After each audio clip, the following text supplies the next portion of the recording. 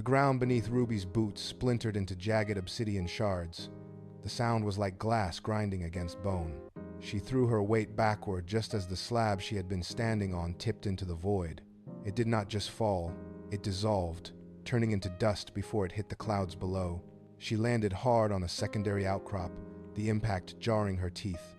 Around her, the horizon was not merely distant, it was failing. The sky peeled away in long violet strips, exposing a raw, empty darkness that pulled at the air.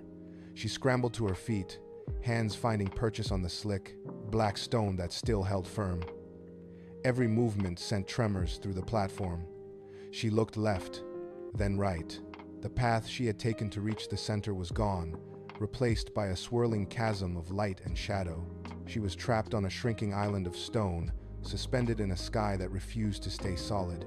Below the edge, the void roared, a low, rhythmic vibration that shook the marrow in her legs.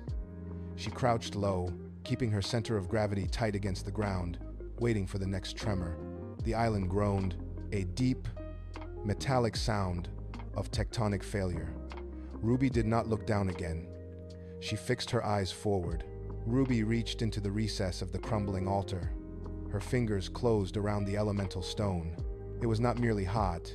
It was a living, biting cold that turned into searing fire the second it touched her skin.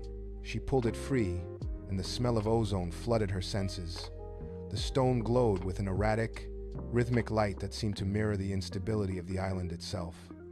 A sharp hiss followed as the heat blistered the skin of her palm. She did not drop it.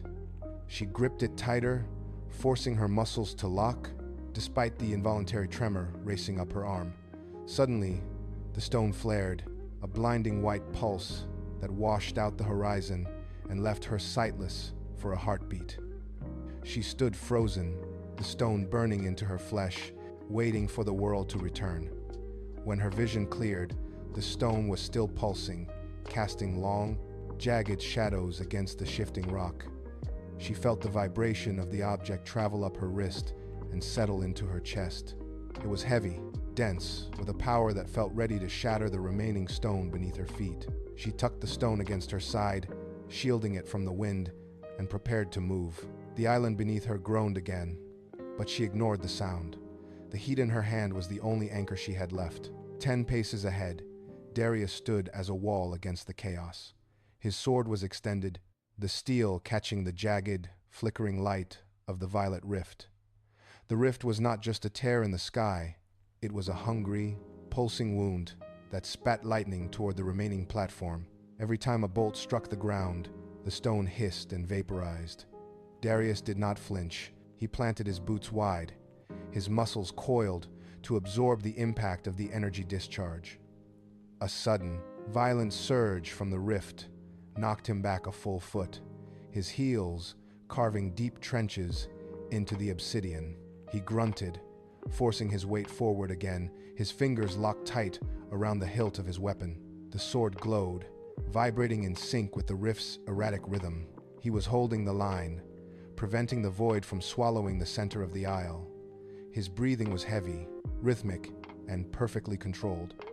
He kept his gaze fixed on the center of the violet tear, watching for the next pulse. The rift roared, a sound like grinding metal, but Darius did not retreat.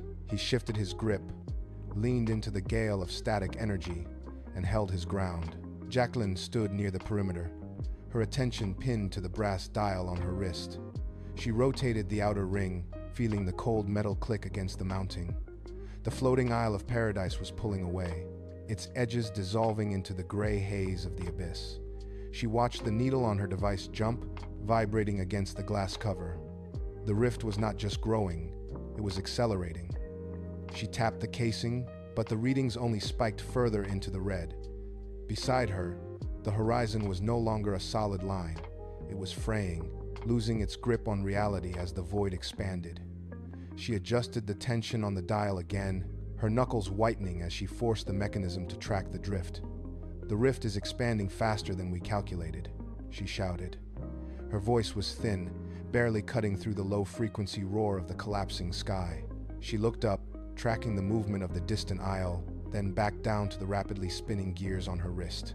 The numbers on the display were blurring, indicating that the window for their exit was closing. She locked the dial into place, grabbed a secondary lever on the device, and pulled hard, trying to stabilize the local space before the drift pulled the platform apart entirely. Ruby did not turn back to hear the finality and the warnings. She tightened her grip on the elemental stone, the surface so hot it scorched her palm, yet she refused to loosen her hold. She pushed off the crumbling obsidian, her boots finding purchase on the shifting shards before they spiraled into the void. The center of the island was dropping away, the very foundation turning into dust beneath her stride. She accelerated, muscles burning as she navigated the jagged debris of the path. A sudden fissure erupted directly in her way, venting a jet of freezing, violet vapor. She did not slow down. She gathered her weight, launched herself into the air, and cleared the gap with inches to spare. She landed hard on the far side, the impact jarring her knees, but she immediately drove forward again. Her gaze was locked on the distant edge of the platform. The world around her was losing its integrity, drifting into the abyss, but she kept her eyes fixed on the target. Every stride was a fight against the gravity of the collapse. She ignored the roar of the horizon, ignored the stinging heat in her hand, and surged toward the perimeter of the isle, propelled by a singular, unyielding intent. The air shimmered, and the sky began to bleed images of a world that no longer existed. Ruby stumbled as the ground beneath her feet momentarily shifted into the slick, wet scales of a fallen dragon. She felt the phantom weight of a blade sinking into muscle, the sensation so sharp it forced her to stop. She shook her head, trying to clear the vision, but the tide of memoryscapes was rising. It was not just light, it was a physical pressure, a thick fog of past battles pressing against their senses. Beside her, Darius froze, his sword arm dropping as he stared at a space where a forest of spears seemed to materialize in the air. The horizon flickered, replaced by the chaotic heat of a long-ended war. Ruby pushed forward, but her feet hit air where solid ground should have been, the environment folding in on itself. She grabbed a jagged chunk of stone to steady her balance, her fingers brushing against the cold phantom of a comrade's hand. The line between their current ruin and the glory of their history was dissolving into dust. She roared, a guttural sound of defiance, and forced her eyes back to the path. The memories were a weight, a suffocating layer of ghosts that threatened to pull them under before they could reach the ritual site. The hallucinations receded, leaving behind a hollow silence. Ruby stood among the floating ruins, watching the dust of their legacy settle. They were beast hunters, an order that once commanded the skies, now reduced to ghosts, haunting the wreckage of their own history. Darius sheathed his blade, the metallic click sounding unnervingly loud in the void. He looked at his hands, then at Jacqueline, who was still adjusting the brass dials on her device with fingers that lacked their former, precise rhythm. They were relics. The golden age of the hunt had been replaced by this fracturing reality, where they were no longer masters of the world, but survivors clinging to the edge of an abyss. Ruby watched them, seeing the exhaustion etched into their postures. There was no glory in this, only the weight of names that no longer held power. She took a breath, the cold air biting at her lungs. They were not the heroes the legends spoke of anymore. They were simply the last ones left to clean up the mess. She looked toward the center of the aisle, her resolve hardening. If they were to be ghosts, they would at least be ghosts with a purpose. She motioned for the others to follow, stepping over the debris of a world that had forgotten them, determined to finish what their predecessors had begun. The instability of the island intensified with every stride. Ruby landed on a slab of stone, and the world tilted. Instantly, the cold air vanished, replaced by the suffocating heat of a dragon's breath. She was not on the island. She was in a mountain pass. Years ago, she felt the heavy, vibrating hilt of a blade in her grip, the steel singing as it pierced thick, armored scales. The sound of the beast's final, shuddering gasp echoed in her ears, a wet, rattling noise that vibrated through her own bones. She saw the blood bright, molten, and steaming splatter across her vision. Her muscles locked in the memory of the struggle, her arms straining against the resistance of hide and bone. She was a hunter again, lethal and precise, executing a kill that had been paid for in blood. The sensation was so absolute that she stumbled, her real-world vision blurring into the red haze of the past. Her hand twitched, reaching for a weapon that was no longer there. The phantom blade felt real enough to cut, dragging her spirit back into the carnage of her history. She slammed her shoulder against a jagged pillar, the sharp pain of the impact snapping the link. Ruby gasped, her lungs burning as she dragged herself back into the present, trembling in the cold, thin air of the dying realm. The echoes of the kill faded into the low hum of the rift. Ruby stayed crouched, her fingers digging into the dust of the island until her knuckles turned white. She reached into her pouch and pulled out the elemental stone. It pulsed with a rhythmic, searing heat. She clutched it, letting the sharp, biting pain draw her back from the haze of the past. Her skin blistered, but she did not pull away. The pain was a tether, grounding her in the present. She looked at her hands, watching the tremors subside as she willed her muscles to obey. The hunter within her was a creature of reflex and violence, but that identity was a liability now. She folded her hand over the stone, shielding its glow. She stood, ignoring the phantom scent of dragon blood that still clung to the air.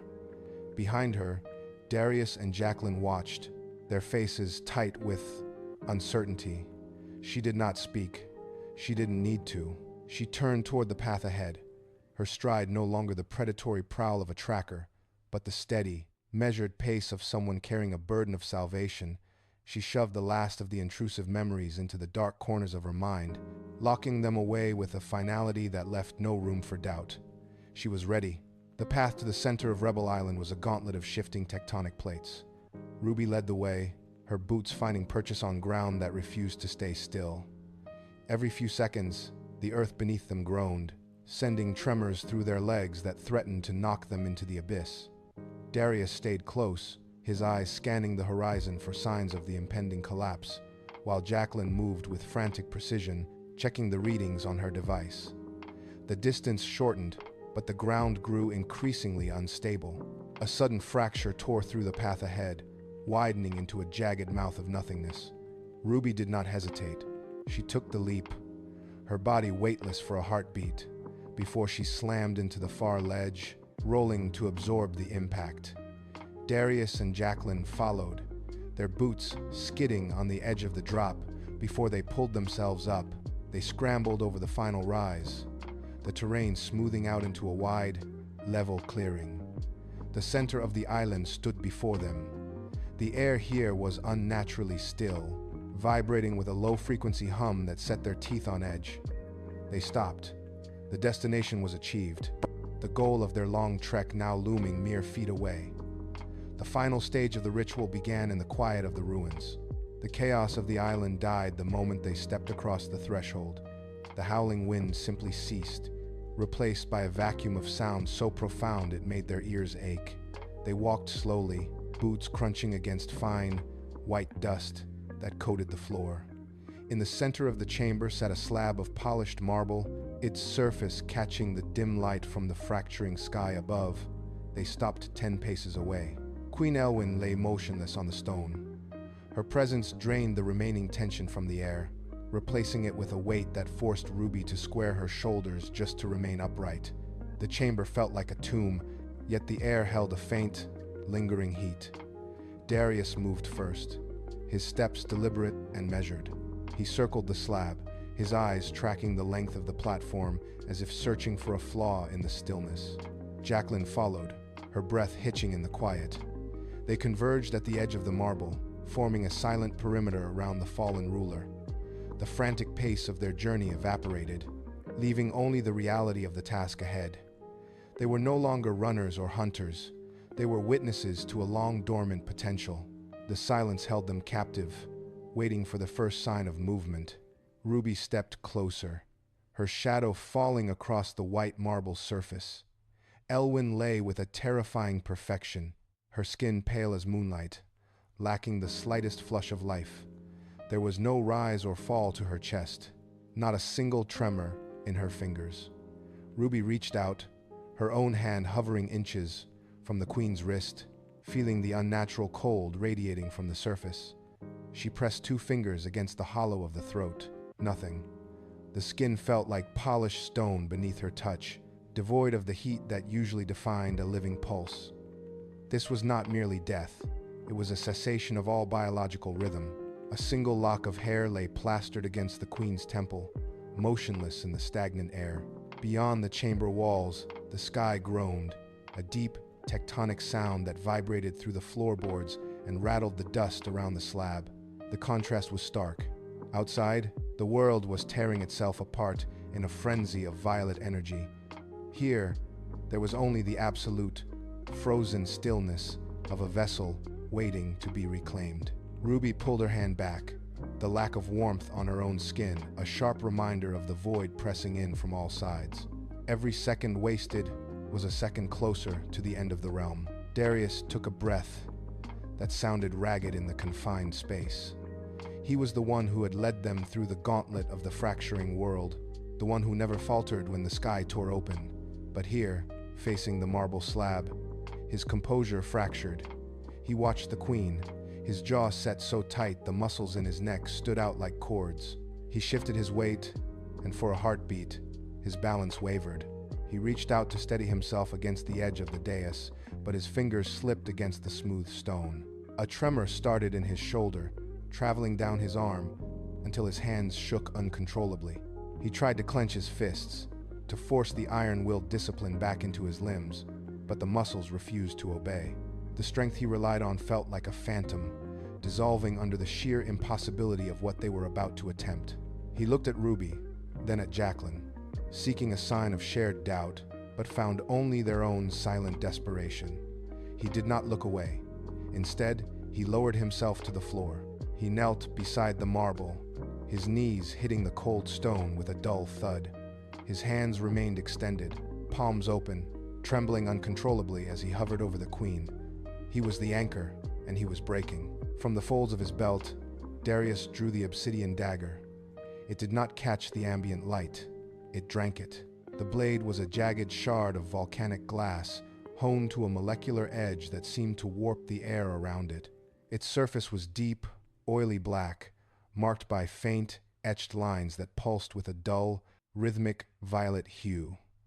As he held it aloft, the darkness of the metal stood in sharp, violent contrast against the pristine, sterile white of the marble slab. It was a tool of finality, heavy with the weight of ancient, forgotten pacts. Darius turned the blade slowly, watching the way the light died upon its surface. The room seemed to dim in response. The air grew thick, metallic, and heavy with the scent of ozone. He held the hilt with both hands, his knuckles white, the tremor in his fingers momentarily suppressed by the sheer focus required to wield the instrument.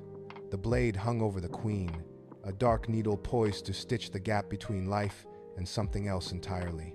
It was a singular point of focus in a room that felt like it was drifting away from reality. Every edge of the stone slab seemed to recede, leaving only the dagger, the queen, and the shadow that stretched across the floor. Darius held the obsidian dagger poised inches above the queen. His gaze flickered from the blade to the still, pale face of the monarch, then snapped toward Ruby. He did not move the weapon. He kept it suspended, the blade vibrating with a faint, low-frequency hum that traveled up his arms and rattled his teeth. The air in the chamber grew dense, pressing against their chests, making every inhale a conscious effort. Darius shifted his weight, his boots grinding against the marble surface. He looked at Ruby, his eyes wide and unblinking. The silence between them stretched, thick with the history of every failed hunt they had ever endured. He leaned in, the tip of the dagger wavering in the stagnant air. "If we do this, there is no going back," he said, his voice a low rasp that barely carried over the distant, rhythmic thrumming of the island. He did not break the gaze. He held her eyes, searching for a tremor, a doubt, or a retreat. He needed to see that she understood the finality of the act. His jaw tightened, the skin pulling taut across his face. He waited for her to breathe, to blink, to acknowledge the weight of the choice. They were balanced on the precipice of a decision that would rewrite their existence, and he refused to let her look away until the pact was absolute. Ruby met his stare and gave a single, sharp nod, confirming the path forward.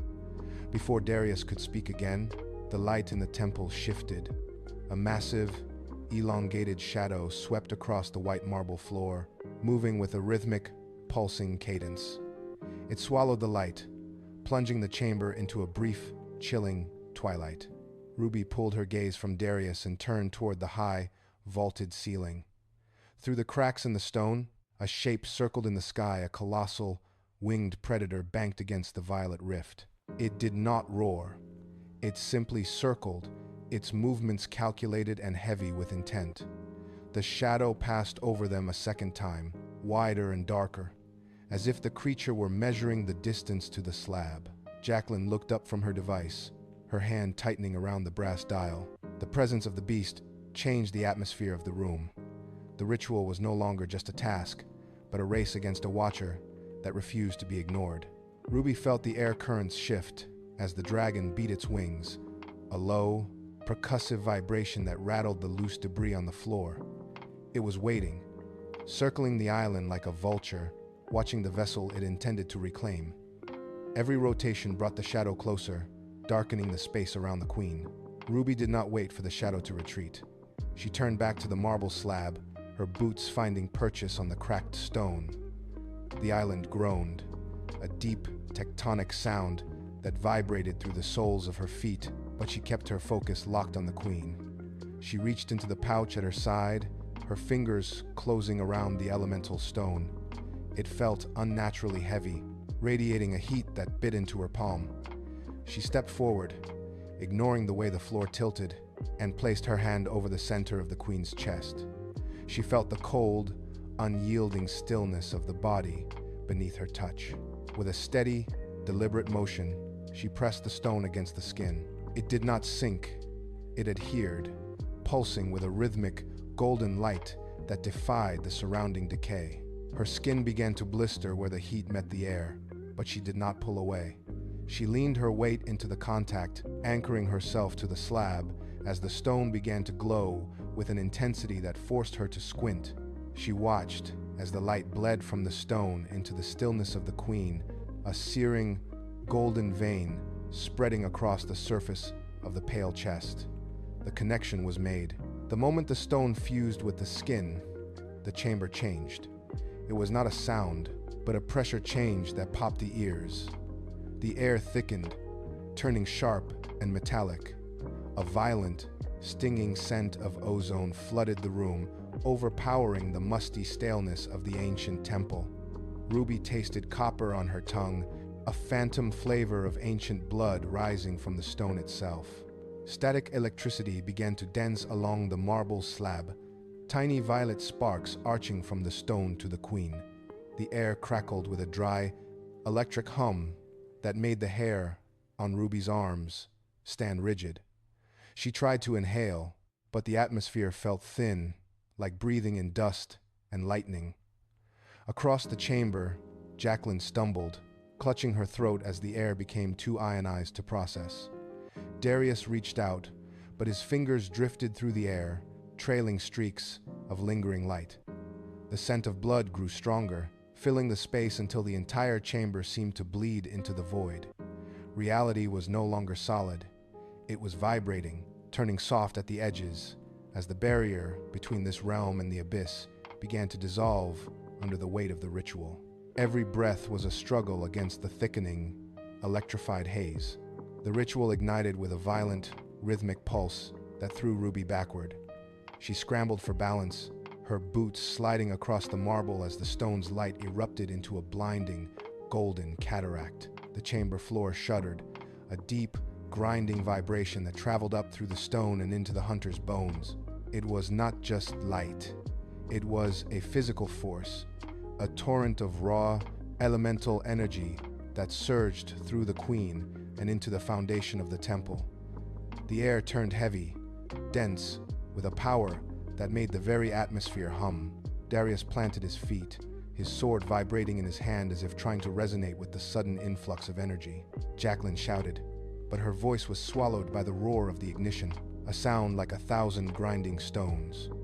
The marble slab beneath the queen cracked, white dust spiraling into the air, illuminated by the gold flare.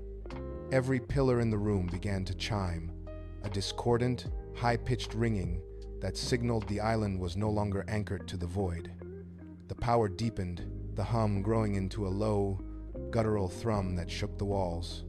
Ruby reached out, fingers splayed to catch her fall, watching as the energy flow turned from a trickle into a torrent of blinding, golden fire. The island groaned. It was a deep, tectonic sound that tore through the floor, splitting the marble into jagged, uneven plates. Beneath the cracks, the purple glow of the rift surged upward, hungry and expanding. Ruby felt the platform tilt beneath her, the edge of the island shearing away into the void. She lunged forward, hands clawing at the stone, as a massive fissure opened directly between her and the others. Darius shouted, his voice strained, as he jammed his blade into a crack to anchor himself against the sudden, violent shift. The rift pulsed with a rhythm that matched the dragon's awakening, each beat widening the chasm. Jagged fragments of stone rained into the abyss, vanishing without a sound. Jacqueline scrambled back, her footing lost as the temple floor disintegrated into a sea of floating debris. The gravity of the room seemed to invert. Stones hovered for a heartbeat before being sucked downward into the violet maw below. Every hunter was now isolated on shifting, disconnected slabs of rock. The rift surged once more, a tidal wave of lightning that lashed out, scorching the air and turning the remaining ground to molten slag. They were losing their foothold, the island itself buckling under the pressure of the void, with nothing left to stand on but the crumbling memory of the earth. Jacqueline saw the ground vanish beneath her feet. She did not hesitate. Her hands flew to the device on her wrist, slamming the brass dial into its highest setting. It whined, a high-pitched, protesting sound that signaled the power drain. Sparks showered from the casing, stinging her skin, but she held the dial firm. The device projected a thin, flickering ribbon of light toward the center slab where Ruby and Darius clung to the shifting stone. The bridge was unstable, pulsing in sync with the rift below. Jacqueline shouted, her voice cutting through the roar of the collapsing horizon. She thrust her arm forward, locking the beam into place. The light solidified into a narrow, blinding walkway that spanned the widening chasm. Ruby moved first, boots striking the hard light surface, her weight causing the beam to ripple like water. Darius followed, dragging his blade across the stone before leaping onto the bridge. It held. The rift lashed out with violet tendrils of energy, striking the light bridge and causing it to shudder violently. Jacqueline braced herself, her feet sliding toward the edge of her own dissolving platform, and tightened her grip on the device. She was the anchor now. As the last of the island floor crumbled into the abyss, she signaled them to run, the bridge the only path left in a world falling apart. Ruby pressed the elemental stone against the center of the queen's chest. The contact was instant. A low, rhythmic thrumming sound vibrated through the floor, stronger than the collapse of the island itself. The air grew heavy, thick with the sharp, metallic smell of ozone and the weight of ancient blood. Darius dropped to his knees, his hands shielding his face as the energy began to bleed from the stone into the queen. The bridge of light beneath them turned erratic, flickering between solid and shadow, forcing the hunters to crouch and lock their arms together to stay upright. The light grew in intensity, moving from a soft pulse to a harsh, searing glare that bleached the color from the marble slabs. It was not just light, it was a physical force, a wall of radiance that pushed against their chests and rattled their teeth. Ruby squeezed her eyes shut, but the brilliance penetrated her eyelids, filling her vision with white noise. The roar of the rift faded, replaced by a high, whistling static that signaled the final surge of power. The chamber dissolved into a single, blinding point of white. They could no longer see the floor, the dragon, or each other. There was only the white, the heat, and the sudden, terrifying silence of a world being overwritten by the ritual. The white glare receded, leaving spots of darkness dancing across their vision. Ruby blinked, her eyes watering, struggling to reorient herself in the chamber. The static in the air remained, a hum that vibrated in the marrow of her bones. Beside her, Darius stood slowly, his grip still tight on the obsidian dagger, his knuckles white with strain. Jacqueline was hunched over, her breath coming in ragged gasps as she checked the flickering output of her wrist-mounted device. The chamber was unnaturally still. The rift had stopped its violent expansion, held at bay by the residual energy of the transfer. They turned toward the marble slab. Queen Elwyn lay motionless, the elemental stone now fused into the center of her chest, pulsing with a faint, rhythmic heat. The hunters stood frozen, waiting for any sign that the gamble had succeeded. Then, a sound like dry parchment tearing echoed through the room. It was the sound of long dormant tissue responding to the infusion. Ruby stepped forward, her boots scraping against the stone. She leaned in, her focus narrowing to the queen's right hand. Slowly, with a jerky, unnatural motion, the index finger flexed.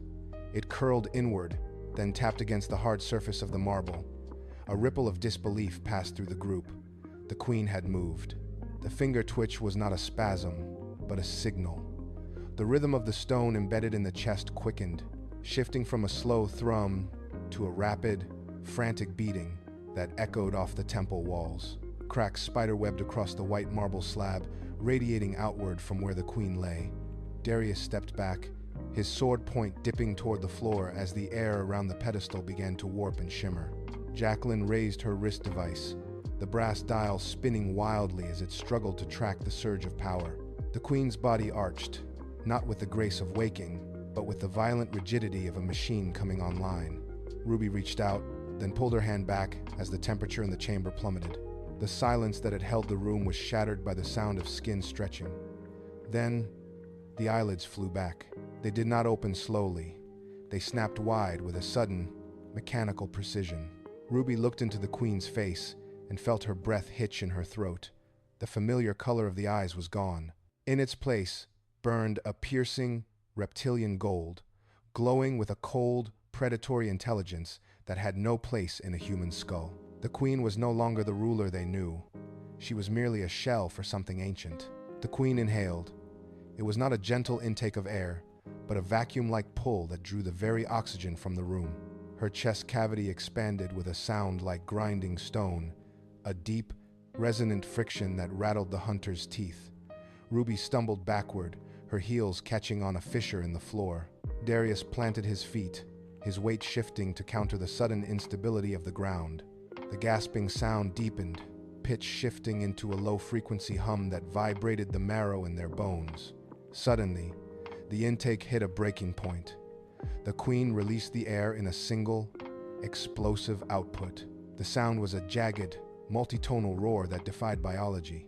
It slammed into the chamber walls with the force of a physical blow. Dust poured from the vaulted ceiling. The white marble floor groaned and split, long jagged cracks racing toward the pillars. Jacqueline grabbed a column, shielding her face as debris showered down from above. The foundation of the realm was no longer steady. It buckled, tilting the entire island into the abyss. This was not a reanimation of the fallen. It was the violent arrival of a god, and the world was already beginning to shatter under the weight of its breath. The queen pushed upward, her limbs moving with a jarring, unnatural rhythm. She reached for the elemental stone still embedded in her chest, but her fingers did not find purchase. Instead, the skin beneath her touch began to fray into glowing, orange sparks. Ruby watched, frozen, as the queen's hand lost its coherence, drifting away in a cloud of heat-blurred light. The dissolution was not silent. It hissed, like iron plunged into cold water. The queen tried to speak, but her jaw loosened, the bone and muscle losing their shape before they could form a word. A cascade of embers spilled from her shoulders, swirling in the air like a localized storm of fire. Each particle carried the weight of a spent life, turning the air into a shimmering, suffocating heat. Darius stepped forward, his hand outstretched, but he stopped as the figure before him began to lose all structural integrity. The torso thinned, the ribs dissolving into streaks of light that spiraled toward the ceiling. The queen looked at the hunters one last time, her expression unreadable, before her entire frame surrendered to the process. She fell back onto the marble slab, not as a body, but as a collapsing tower of dying flame. The transition was absolute, stripping away the human vessel until only a pulsing, burning core remained, waiting to be reborn. The burning core on the marble slab pulsed, once, twice, then flared with the intensity of a dying star. The stone beneath it groaned, spider-webbing cracks racing across the slab before it shattered into dust. Ruby threw her arms up, diving behind a fallen pillar as a shockwave of raw energy tore through the chamber. A massive weight surged upward, defying gravity, as something immense coiled within the confined space. The sound was deafening, a wet tearing of air followed by the screech of grinding stone. Above them, the temple ceiling could not withstand the pressure. Massive blocks of masonry dislodged, plummeting toward the floor. Darius dragged Jacqueline into the shadow of a surviving archway just as a pillar collapsed behind them.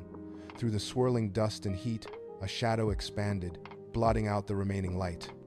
Wings spanned the width of the hall, their motion snapping the remaining rafters like dry twigs. The temple walls groaned, buckling outward under the sheer force of the entity expanding within. With one final, violent heave, the structure gave way.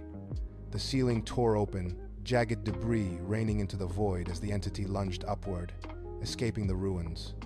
The air in the chamber vanished, replaced by the vacuum left in the wake of the creature's ascent. Silence followed the chaos, save for the sound of shifting rubble. The creature rose above the jagged silhouette of the ruined temple, its form silhouetted against the fracturing sky. It did not fly with the beat of muscle and bone, but with the unfolding of liquid starlight. Wings expanded, vast and luminous, casting a pale, iridescent glow across the floating rocks. The light rippled through the air, catching the drifting debris and freezing it in place. The roar of the collapsing horizon faltered, replaced by a low, melodic hum that vibrated through the very foundation of the island. Ruby, Darius, and Jacqueline stood amidst the dust, their gazes locked on the brilliance above. As the wings stretched to their full span, the violet lightning of the rift dimmed, losing its violent edge. The harsh ozone scent that had choked the air for hours softened into the clean, cold clarity of high altitudes. The creature surged upward, a comet of light, carving a path through the void. It moved with a fluid grace that defied the gravity of the abyss. Every flap of its wings sent waves of calm washing over the shattered landscape, turning the jagged obsidian shards into particles of harmless, glowing dust. The chaotic motion of the atmosphere smoothed into a steady, rhythmic pulse. The creature climbed higher, its light becoming the new anchor for the horizon, bringing a sudden, breathtaking peace that silenced the world below. The jagged tears in the firmament began to close. Where the violet lightning had once clawed at the atmosphere, a seamless expanse of deep indigo now took its place. The ground, which had been splintering into obsidian shards moments before, settled into a firm, motionless surface. The tremors that had plagued the island for hours ceased, leaving the loose debris to fall softly into the abyss. Above, the rift that had threatened to consume the realm lost its jagged edges, pulling inward like a closing wound. The unnatural pressure that had pushed against their lungs dissipated, replaced by the thin, still air of the high reaches. The floating rocks, once adrift and colliding, slowed their frantic momentum until they hung suspended in the void, anchored by the fading trail of light left by the creature. No thunder echoed from the horizon. No wind whipped across the ruins. The chaotic energy that had driven the sky to fracture evaporated, leaving behind a stillness that felt heavy and absolute. The horizon stood whole again, the sharp, broken lines of the world smoothed into a distant, quiet curve. Every fragment of the portal-torn sky had finally knit itself together. What remained was a vast, motionless expanse of twilight, holding its breath in the wake of the departure. Ruby let her grip on the elemental stone loosen, the heat finally fading from her palm. She stood among the white marble fragments of the central altar, her boots crunching on the dust. 10 paces away, Darius lowered his blade, the metal ringing once as it hit the stone floor. He did not sheath it, but let it rest against his leg, Jacqueline stood near the edge of the platform, the portal device on her wrist clicking once before falling silent. The trio stood in a loose circle, their lungs finally drawing deep, unforced breaths. Ahead, the horizon began to shift. The deep indigo of the void bled into a pale, thin amber, the first light of a true dawn creeping across the floating islands. There was no sound of battle, no roar of shifting rock, only the soft whistle of wind between the ruins. They looked toward the east, where the dragon had vanished, leaving behind nothing but a lingering trail of warmth in the sky. The platform beneath them held firm. The abyss no longer pulled at their feet. They remained motionless, caught between the memory of the collapse and the reality of a world that had survived. The light brightened, washing over the ruins and casting long, sharp shadows across the floor. They stood in the stillness, three ghosts of a war that had ended, watching the horizon turn gold.